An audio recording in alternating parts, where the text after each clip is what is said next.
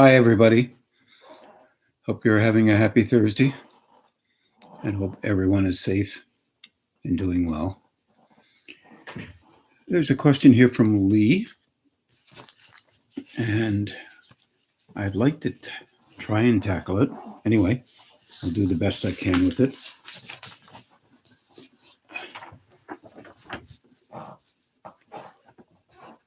What is the relationship between growth or consciousness, really consciousness in general, and one's physical form manifestation, particularly regarding health and well-being?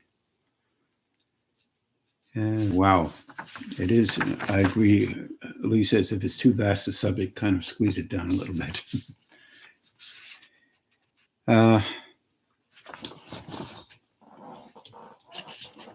We all have physical bodies, and really, basically, if we can begin to realize that our first number one focus in this world, whether we realize it or not, is our physical body.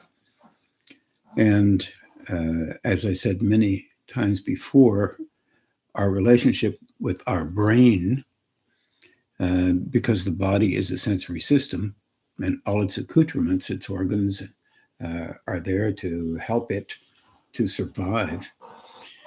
And as long as we treat it reasonably well, then, and our genetics are reasonable, we'll live a fairly decent cycle of life.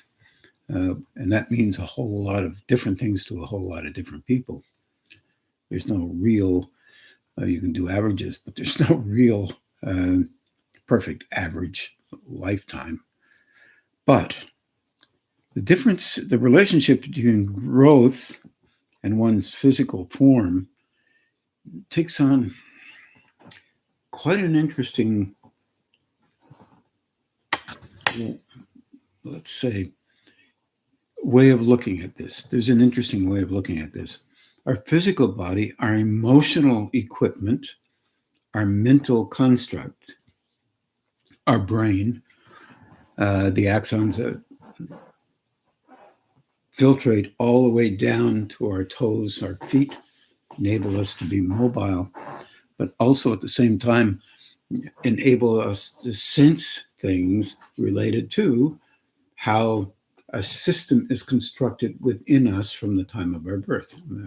This we all are catching on to and pretty well have heard it before. However, there is an interesting proviso involved with this. If you look at it from a point of view that an individual is who they are and why they are for some other reason, God only knows what that reason would be, but the main reason is so they can survive here on these planes. So here we go. That energy through those chakras that comes in to give us life force, love, whatever you want, universal flow, often called consciousness, by the way, in terms of philosophy and all kinds of things.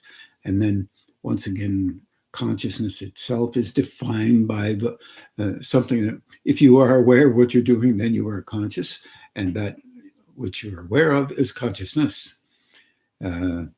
It's, once again, terms and words that help us communicate with each other. And the dilemma is we all have different ways of looking at those words. So in our emotional dispositional structure, it has a tremendous impact on our physical body.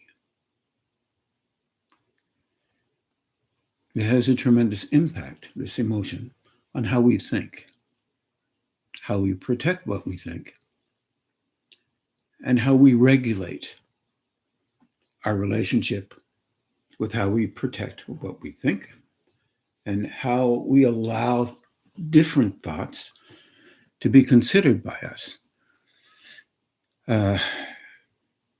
Our dilemma is normally multi dilemmas. We have styles of engaging with life. We have mechanisms that refute these styles of others and align with styles related to ourselves. Constantly, we have a thing that we call personality. Constantly, we are protecting it. And how we are taught and how we have copied an engagement with living life by copying others, copy others to live life. We often don't even notice that. However, when you're engaged with growing, the act of broadening out beyond a reified, a kind of a stiffened system that we all have related to what we can allow ourselves to understand, because it doesn't negate anything that we have learned or made sense of somehow, is a very intricate system, but it's well protected by us. We do not want to be able to negate anything that has occurred in our life that has an effect in our life. And so therefore we have lost, as we get older, we often tend to, I'm talking about 30s, 20s, 40s, 50s, 60s, I don't care. As we reify more, stiffen up more, we don't want to shift anything, because it means admitting that we're not perfect. And even though that sounds really weird, because we all can admit intellectually that we're not perfect, but we would rather allow ourselves to consider that what we come up with in the world, which, by the way, affects our physical body, our emotional body, and our mental way of engaging. The reason why it affects it is if we're intensely involved with things, we create chemistry in our body, and it affects our organs. It affects our organs in a way that allows us to overstimulate or understimulate, or find a balance in, for example, what we eat. For example, how we react, anger, frustration, happiness, or whatever way you think you need to act to kind of reflexively be the same kind of person that you believe you have to be, as you might have copied from parental backgrounds, uncles, aunts, I don't care, just grandmothers, grandfathers. It's not a negative thing. It's how we are constructed internally. A lot of that stuff is reflexive, and we don't notice it. As increased energy comes into us, here's what happens. We begin to notice something a little bit more, and then we kind of duck it. We protect ourselves against seeing. Because if we see, that means how we function is not necessarily wonderful. At the same time, as we're growing, the rest of the world is doing whatever they want to do, and it's okay for them to do that, and they're getting recognized for this, and they're doing exactly what they need to do to be recognized by others. It's a dilemma. Sometimes when you're growing, you go out of your way not to be recognized. Why? Because you've learned somehow, sometimes too much recognition really stifles you, puts you in a position where you have to be what others believe you have to be. By the way, families do this as well. Just as I have to say, go away for a year or so out of the country and or 2 or 5 or 10 come back, and naturally the family will treat you exactly the way they treated you before you went away, because they don't know you any other way. And certainly don't want you to change too much. Otherwise, they can't fit you into a particular place. Now, in doing that, that doesn't mean your family is bad. It means this is the nature of how we function on a tribal level. And family is a part of a tribal situation. And it's the way it works. Nations are very similar. City, well, politics or religious backgrounds are the same. And they're the same because the system has been a workable system. And it has tended to be functional in relationship to keeping tribute to a family, a politic, a certain style of engaging, a way of functioning.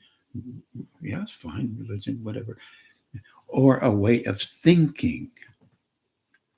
This is not unnatural. This is called natural in our coarser planes, our coarser levels. This is almost strictly, almost you could say, is without any doubt the most real thing that we deal with, mainly unknowingly.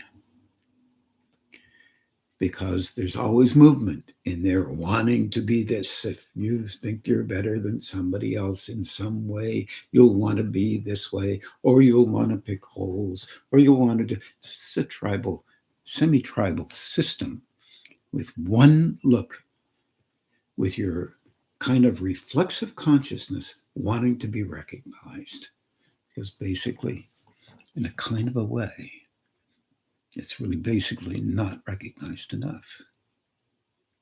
And you haven't cultivated, and we haven't cultivated, I should include myself, in a manner to allow you to be okay with you in relationship to you growing, because this is part of the question, and not always being validated by what you believe has to be true, but in terms of internal engagement, attempting to go just one step beyond where you can see, where you can understand. Now, when I see, I'm talking about perceiving. There's all kinds of other kinds of seeing that relate to extended visions, extended sight, whatever. And that is an aspect of you trying to make sense of an idea or an ideal that you believe might be viable in terms of some image of spiritual growth. For example, you can be clairvoyant and not spiritual whatsoever. And that is not some new idea. That's an old fish that everybody's fried and knew for sure that everybody understood that that was a reality. Much of that stuff started to drain off as they became more spiritual. They were looking inside to the great bigger screen in the world of internal beingness, which is more universal in context versus wondering about an aura or a color or a frequency and whatever. But this is all part of the steps. And those steps are not negative. They occur from time to time. But when they do not occur, when you don't see little steps, you start to think that you're not valued, or you're not valued by a higher state. And as a matter of fact, part of the most original way of engaging with higher states was to know yourself. And the Greeks learned that from the Babylonian, Egyptian backgrounds. And if you look at some of the history that some people have come up with, Kostler and a few others that were really interested in the histories, that they knew there was movement from India, China, across the old Silk Roads, ancient ones, not the ones that were cultivated in the 1400s or 1500s or 1300s, around Marco Polo's time. But the issue was that there was always ancient sages who brought teachings, ideas, and of course, energy in relationship to their functionality across into the European area, because really there was a connection. And those connections were often realized through wars. And wars, of course, were involved with tribal orientations, land, economies, slavery at one particular point was a big deal. Silver was a big deal. And lumber was a big deal. Everything and anything that could make weapons was a big deal. But you moved armies to find these things and to grab onto another piece of land that had some of that in there. And this has gone on for, oh my God, so many centuries. Why not ideas? And why not engagements with higher states? Big can of worms, perhaps, because you don't want to disturb the egos of our Western world, wherever they may be in groups, because that means you're not a nice person if you do that. But the reality of it, in our world as a personality, we hardly know how we are inside.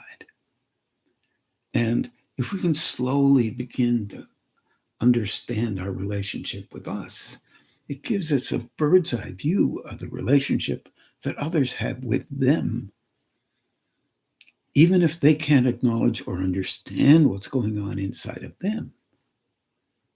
You begin to understand what's going on inside of you, little by little, not negating anything, because life has a way of putting little pieces in front of you so you can learn from them, or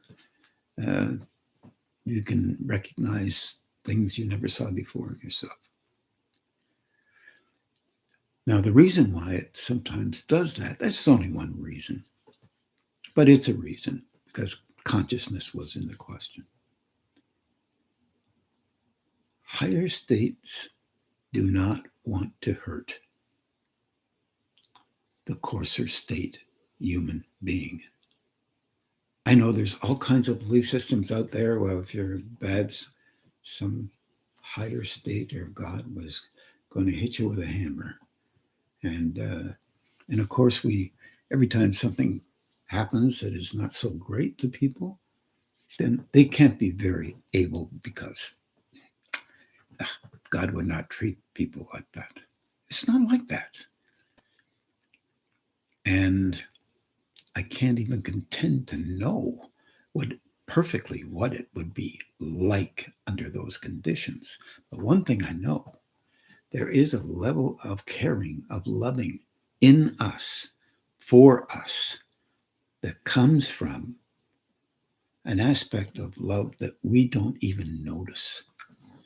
And if we engage with life the way we engage with life daily, we will engage with life tomorrow in a similar manner, because that energy will want us to learn through our eyes those things that we do that we don't know we do. That's a piece of it. So picture this.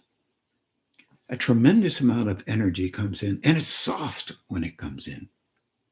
gentle, comes in, and it feels like thunder and lightning when it touches us, because we're not used to even a gentle flow of energy.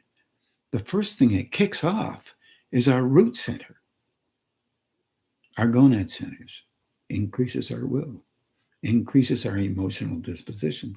That's the base construct, literally, that helps us with our body, stimulates us in a way. Well, we may want to eat more because we have a bad feeling about things that we've done, or we may want to eat less because we want to look more attractive to the world, or we don't do anything about that. It just happens naturally, and we're intense because, for example, we're under stress of all kinds, whether it be familial stress or economic stress, or stress related to thinking that we need to grow more. And we forget about living life. And in these COVID times, number one thing is we forget about living life, but we feel the ache to do it. And we're nervous about getting out there, and we should be. It just makes sense. So, but this flow comes in softly, and we interact with it, literally. Now, the idea is to blend, fuse together, and formulate a broader capacity to handle more coming in as we're able to handle more, whatever that means. The difficulty with this is there's already all kinds of views out there about what that should mean. And usually those views are based on kind of base constructs. No offense to anybody. You're going to be more spiritual if you think like this.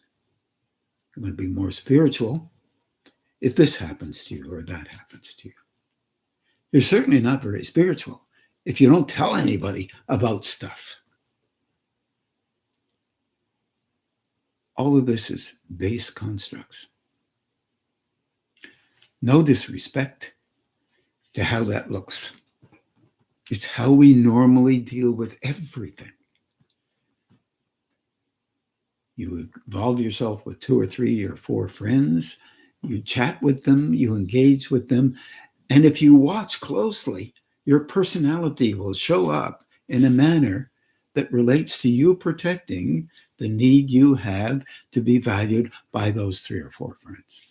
In a certain way, a style, a way that you already had figured out, that maybe you didn't see it, and maybe you did. If you happen to notice that, the next step would be to try and soften that down a little bit. Just a little bit. And when you do that, there's an automatic reflex inside by that energy to help you to see it a little bit more because you saw it. And that was your focus for a few seconds. More energy will go to that focus. So if you're frustrated and angry, more energy goes to that. If you're trying to be caring, more energy will go to that. Our dilemmas in our world are often trust-based. And gosh, our history, for those of you who have tried to attempt to understand or at least read a little bit about history, and some of you don't think history is worthwhile, I would prefer to understand the nature of our species by reading history, even if it was written by the winner. Because then you begin to know that there's other elements in that history that may not be exactly the way it's being expressed by the historian, but you're getting a flavor of how one side at least sees the other. And then you can imagine that the other side probably saw this side in a similar way for different reasons, perhaps. All that means is something like this. You are attempting to understand a person and their vulnerabilities through your own vulnerabilities and perhaps your own understanding, at least attempt to understand how you function. And if you can do that, you will become more compassionate for you. Not even talking about the fact that you'll begin to understand that compassion needs to be had for another because whatever they did, that was what they could do at that time. What their reflexes were involved with, what their attitude was, their engagement with the necessity of having to function the way they did. You did the same thing for whatever reasons you had at the time. And there was no reflection around that. There's often reaction around that because you hadn't been able to do anything other than react that way. And that does not negate you. That shows you something about how all of us are from time to time.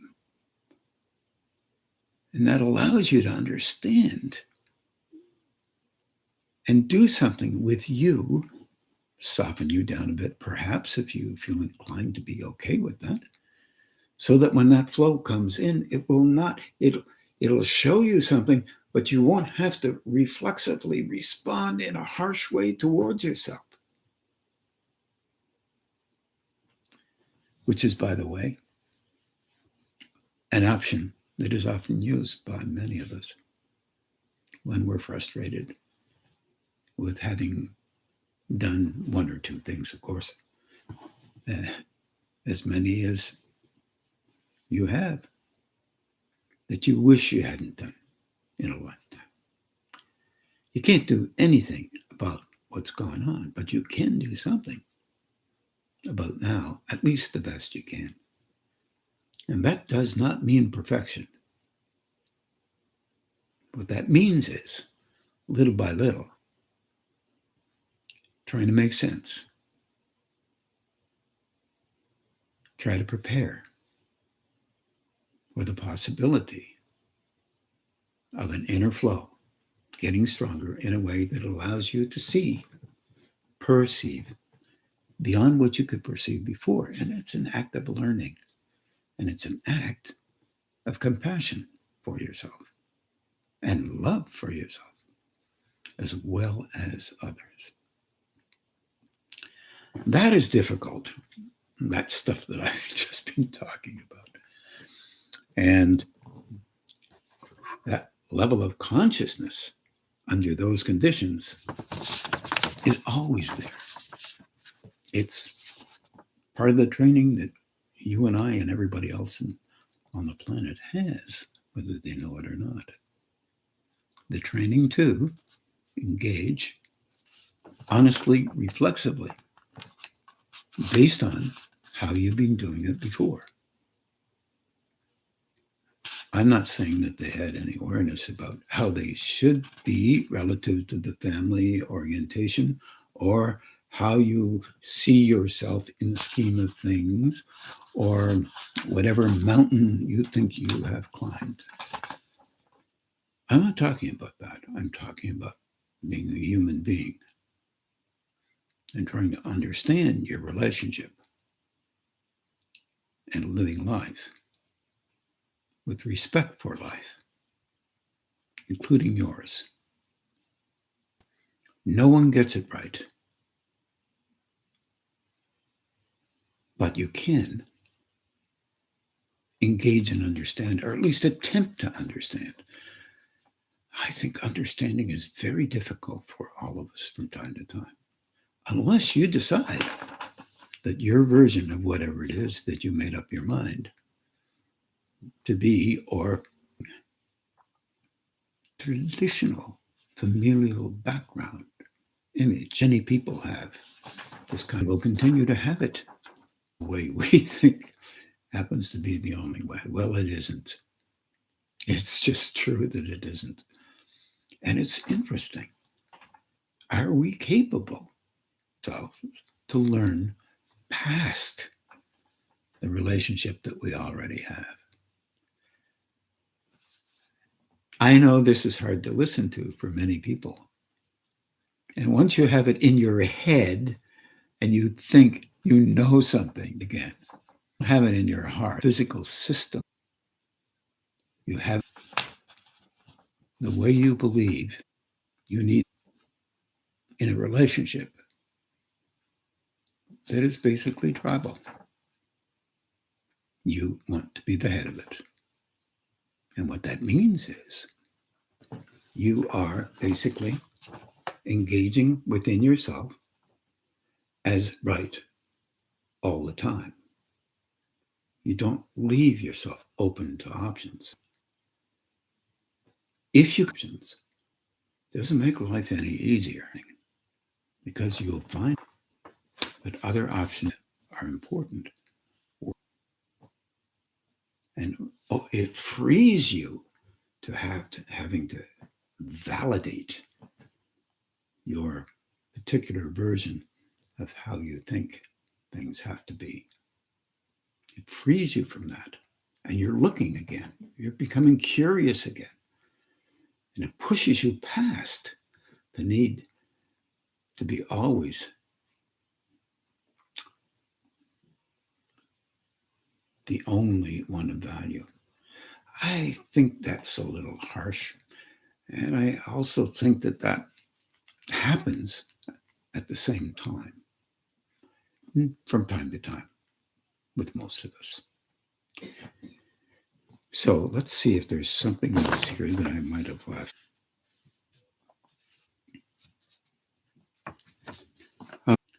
He also asked, please talk this and hugging yourself and trying to get to mean it and soften right down to the core of really loving instead of making it in your head, make it in your heart, make it in your gut.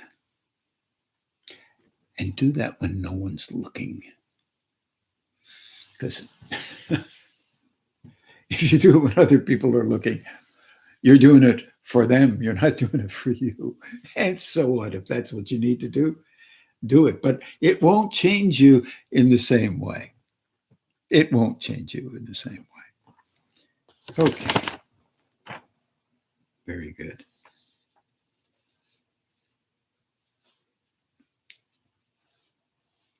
Yeah.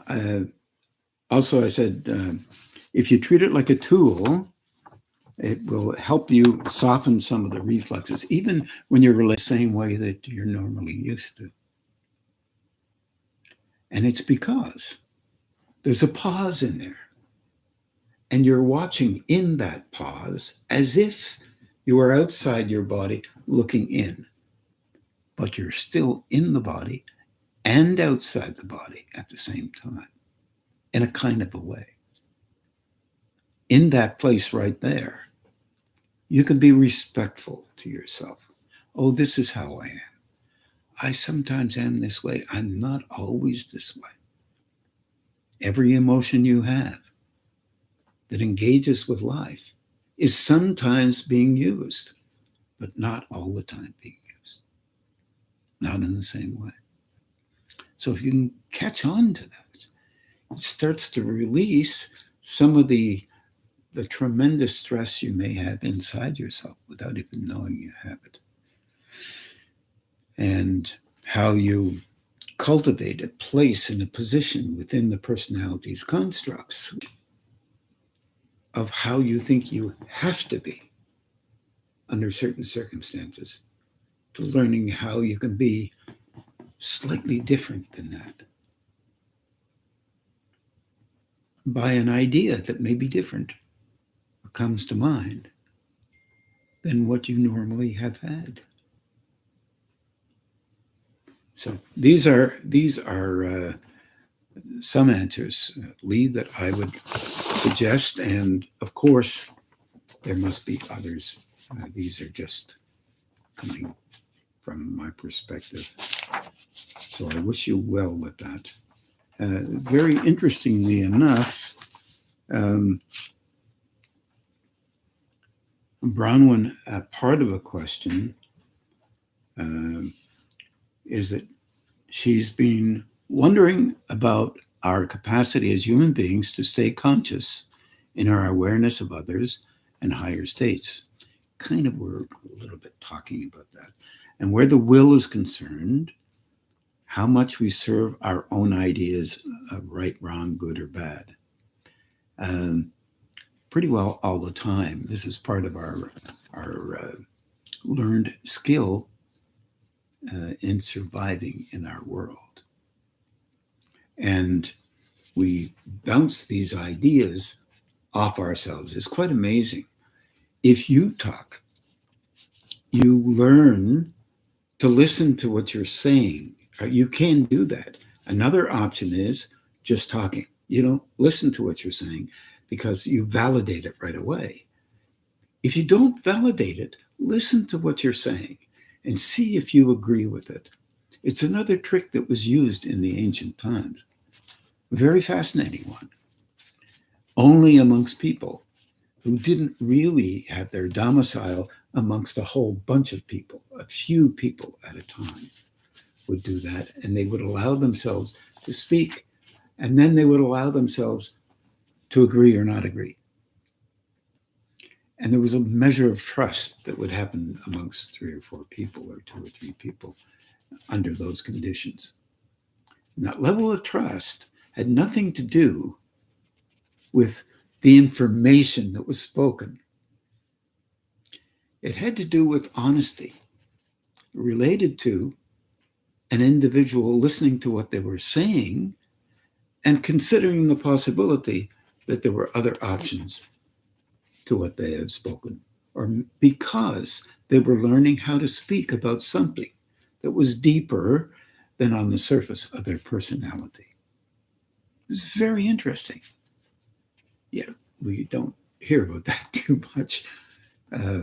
When we get together with people and we have chats and we're having discussions, we're not having discussions related to a deeper level. We're having them related to having our ideas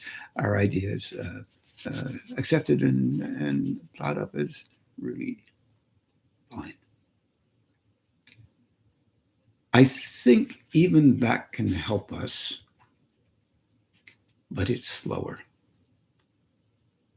much slower, because there's very little refinement in terms of engaging with higher states. There's more refinement in terms of vocalization and refinement of language. If that makes any sense to any of you out there who have read a little bit about this stuff. Now, where the will is concerned, how much we serve our own ideas is very interesting. This idea of will. Many, many people believe that by engaging with your personal will and continued education and teaching of that will help an individual to gain access to a higher state. And this is a philosophical question, often called the intellect.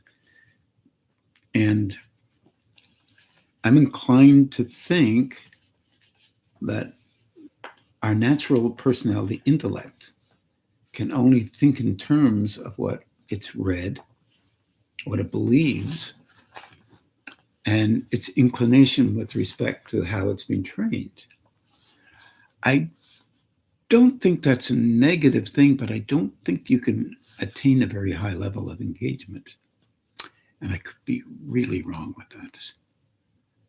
But I'm not the only one to think that way.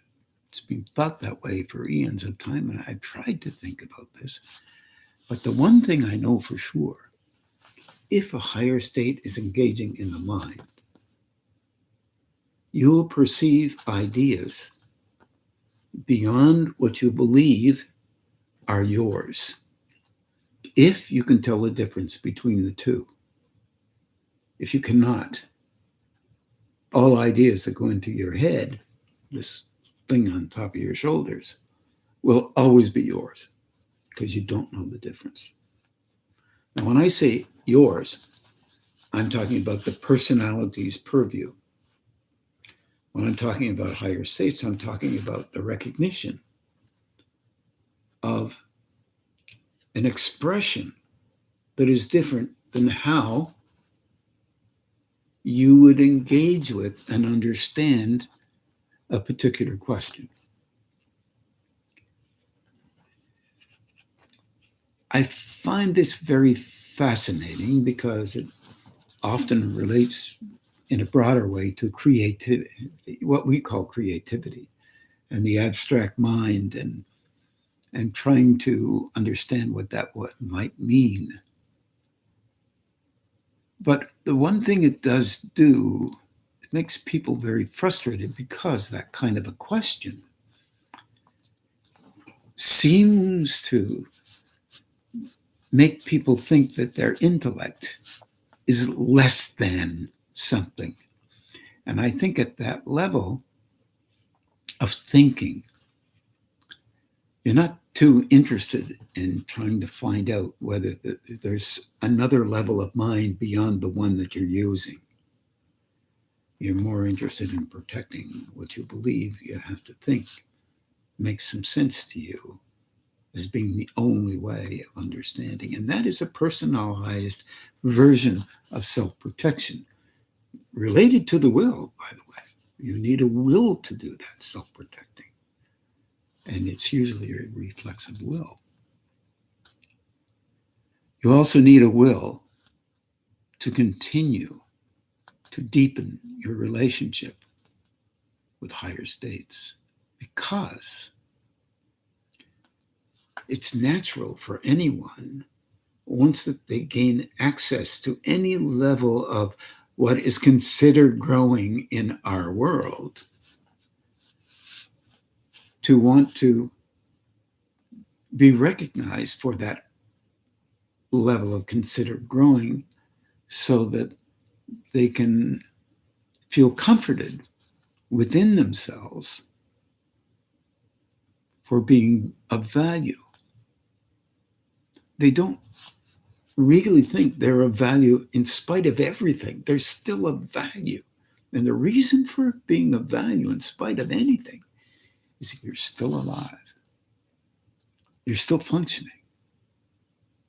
You're still capable of moving beyond where you are now. And we grow through us individually, and how we make our stances, and how we then move those stances. And then if you find out how difficult it is to move a stance that you have considered the most important stance to have, to be the you believe you are. That sounds like a whole bunch of words, but it's real. It's a dilemma with us as human beings.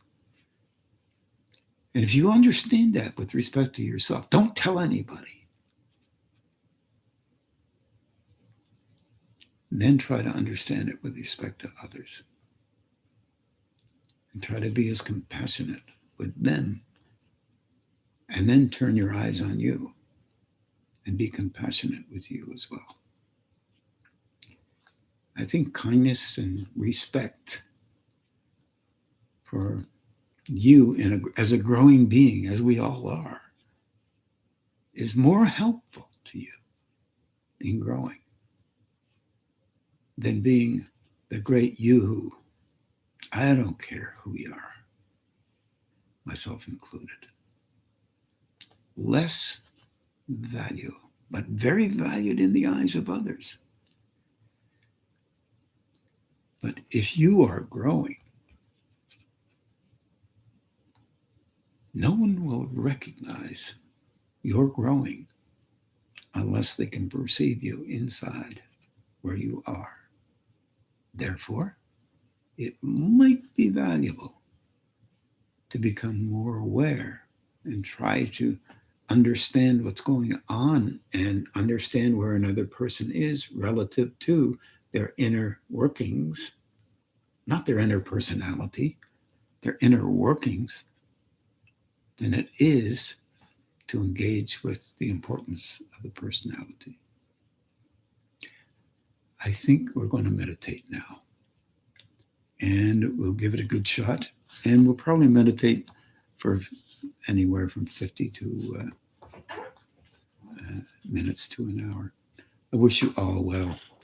And remember, we're all growing. And this is a key thing. And remember also, our propensities will always be literally to relate to ideas that we feel comforted by as the only truth. And that is unrealistic in terms of higher states, very realistic in terms of these states.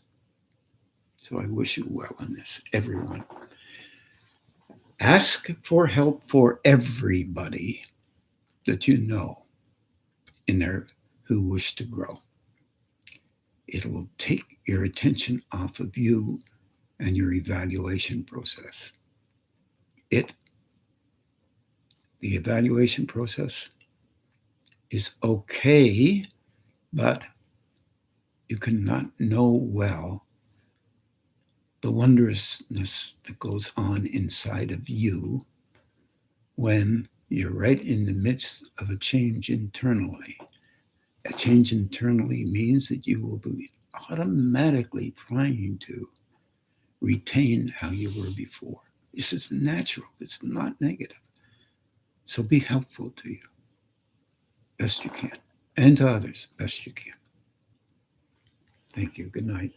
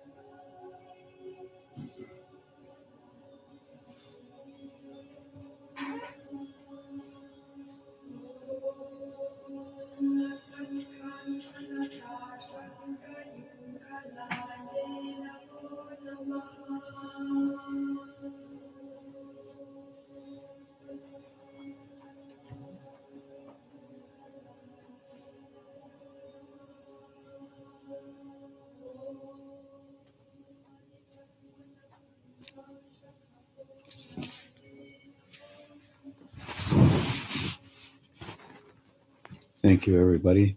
Hope you have a a good evening from now in, and please take care.